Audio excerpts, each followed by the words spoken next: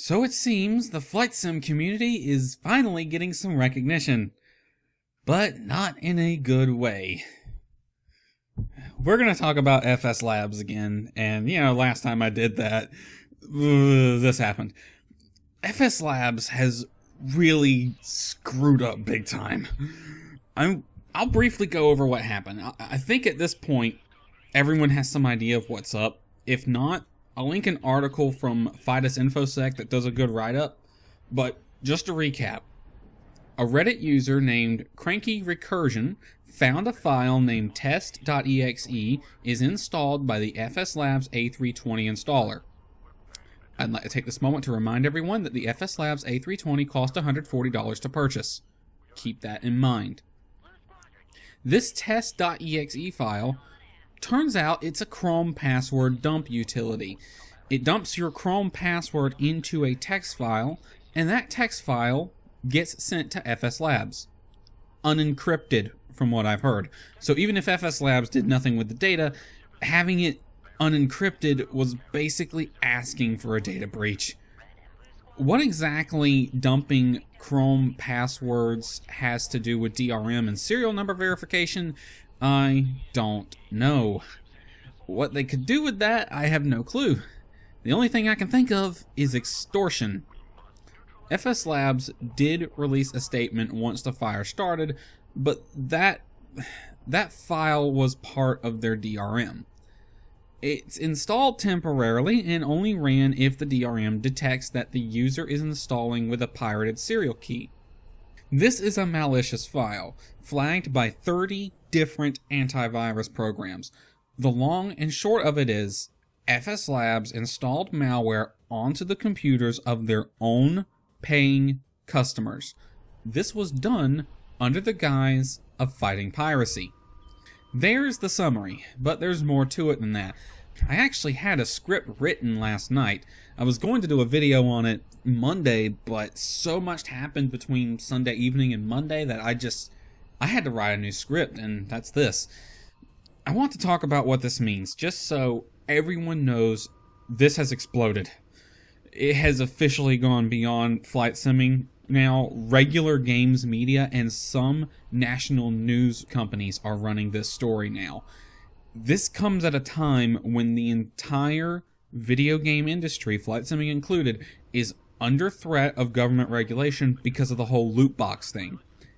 And now we have a developer who charges an exorbitant price and puts malware on people's machines. I'm even seeing this story circulate on legal advice channels. This could legitimately go to court. Never has the risk been higher in the FS community for something to end up in front of a judge. I know a lot of people are angry, including FSLabs customers, and they have every right to be. A lot of people are requesting refunds through PayPal. FSLabs themselves are offering full refunds now. That's a thing that's unheard of in the flight sim industry. And I highly suggest anyone who owns the FSLabs A320 to take it. I think they are starting to realize the gravity of the situation they have created. I don't think you're going to see this story go away anytime soon. I am not a lawyer or a judge. I have looked up some laws this may pertain to, but I haven't read them yet. And even then, it would not surprise me if this ends up in a lawsuit. Considering all that's really required to sue is $400 and the ability to get to the courthouse, yes, this very well may go somewhere. One question is, how does this happen? Well, the flight sim industry is a close-knit community. A developer makes a good product. They get recognition for it. Lots of accolades from the community, industry press, the whole shebang. Their forums then start to become an echo chamber, as most do on the internet. That echo chamber effect is prevalent in many forums, subreddits. It's everywhere. In fact, it's one of those things about the internet you can't really get away from. But it's doubly bad in flight simming when you consider that they lock threads left, right, and center. Don't listen to any criticism. They basically surround themselves with yes men. It all goes to their heads, and that's how this stuff can happen. It's in their head that as long as they are fighting piracy, then everyone will be on board, right? Oh, how wrong they were.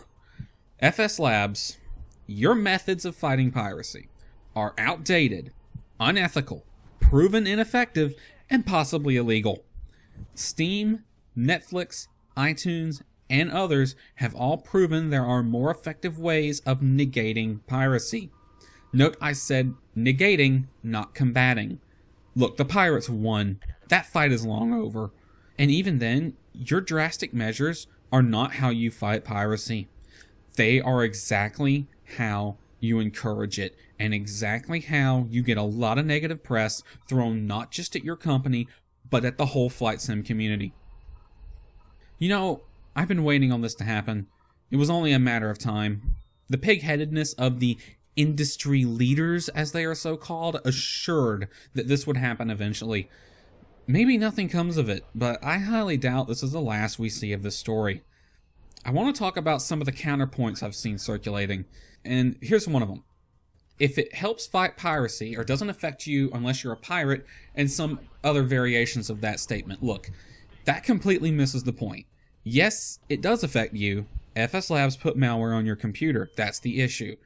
Doesn't matter if it did not run. And legitimate owners verified by FSLabs' own website reported finding the file on their system. This doesn't fight piracy at all. In fact, it encourages it. The Pirate Bay links for FSLabs Airbus currently show 28 seaters, and the links have been there since 2017. This DRM of theirs did absolutely nothing.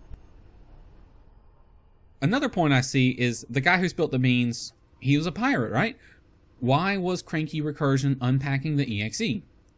Well, if we take him at his word, he says he was attempting to help a friend who did own the product with a technical issue.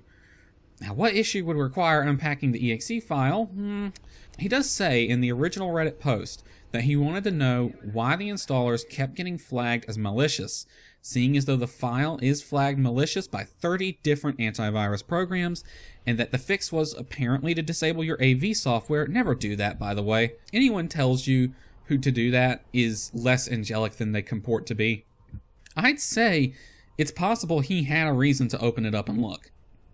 But do note, even if he was pirating the FSLabs Airbus, it does not change the fact that the malware was included on an expensive add-on, and it was on the computers of verified legal owners of the product.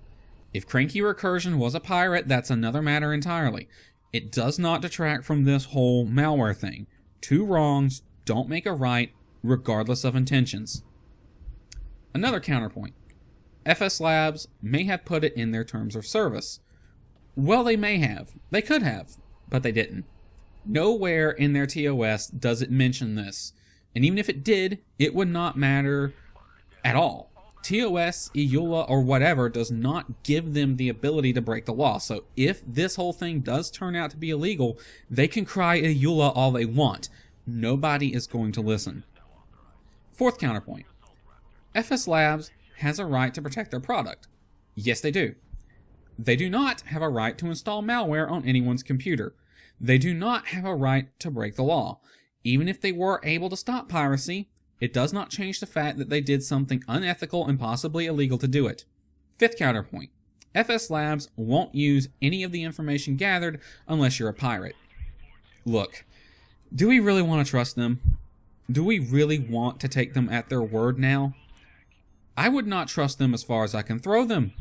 Before or now. There's no reason whatsoever for collecting passwords like that. If it's illegal, then it would be inadmissible in court anyway. They would be escorted from the courtroom to the jail cell. I also find it funny that the vice president of development at FSLab, Lefteris Calamares, also worked on the PMDG MD11. Remember, that thing would wreck the entire FSX installation if it thought you pirated it. Of course, it did not work. The MD11 was pirated left, right, and center. It screwed up the installations of legitimate owners while pirates enjoyed the MD11 to its fullest. And this guy worked on it. Someone did not learn their lesson.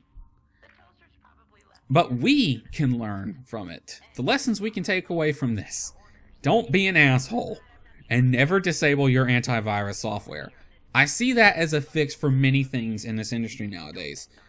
In fact, I used to use 3 add-ons that told me to do it. Story time!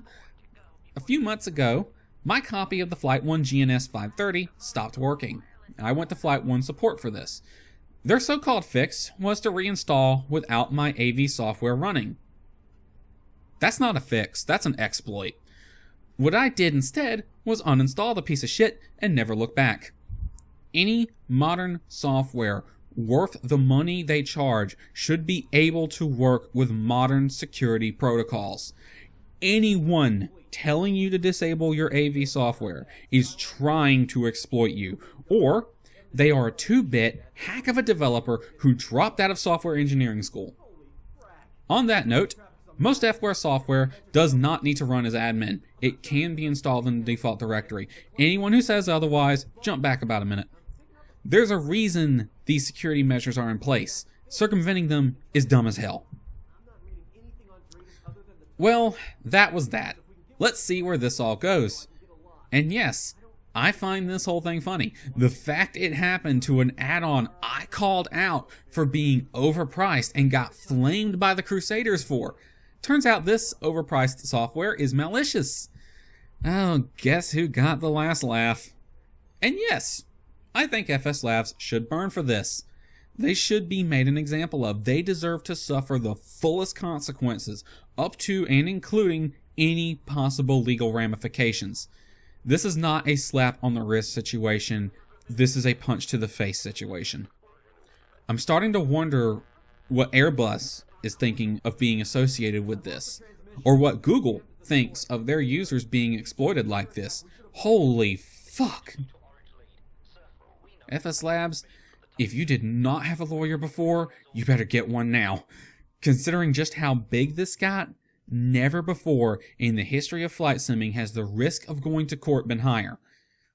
It should go without saying, for the entire community, I highly encourage anyone who owns an FSLab product to get that refund. Change your passwords and never buy anything from FSLabs again, assuming they survive this. To be honest, I don't recommend buying any FS add-on over $40, but hey, it's your money. Also, FSLabs, you are a prime target for hacking right now. You better beef up your security, because if a data breach occurs, you're going to be in even more trouble. One final thing. It seems FSLabs is not the only developer to do this. Now that they have been caught, everyone is getting scrutinized. So let me say this here and now. Any software asking you to disable your antivirus is not, repeat, not, to be trusted. Any software saying it has to run with admin privileges is not to be trusted. Any add-on incapable of working with FlightSim installed in the default directory is not to be trusted. Since a lot of FS add-ons claim to require admin privileges to run, it was only a matter of time before this happened. Most add-ons that say this do so because their developers are incapable of coding software that work with modern security. The reality is, most add-ons can work just fine without admin privileges, and they can work regardless of where FS is installed. They do not require you to deactivate your AV software either. In no other industry do I see requests like that. Not in games, not in software. It's only the flight sim industry that does this. And I warn everybody, do not listen when they tell you to do these things. So that was that. Lord, I wasn't surprised that this happened. I was more surprised that they did it and was so blatantly obvious about it. They didn't even try to hide it. I really just don't know what to say other than I'm just not surprised. And yeah, I hope they burn for it. This should be a wake-up call to everyone in the industry, from the top dude at PMDG to the top dude at Dovetail, Lamner, and Lockheed Martin, all the way down to the guy who just installed the flight sim for the first time yesterday. Everyone, this should be a wake-up call to. This crap that we put up in the industry has got to stop. Otherwise, this will happen again. And if it happens a second time, yeah, we would get even more shit thrown our way. Theseus to Orange Lead. Think the Lords, our distress call was received. Our fuel lines were ruptured by an internal explosion, which also damaged our FTL. The Cylons internal fires have blocked access to the hangar deck. We haven't been able to launch any birds, and long-range wireless is being jammed. And of course, FSLabs and AvSim have been locking every thread they can on the discussion of this massive fuck-up. So much for community discussion, huh, AvSim? I cannot believe this shit, and I just want this shit to be done.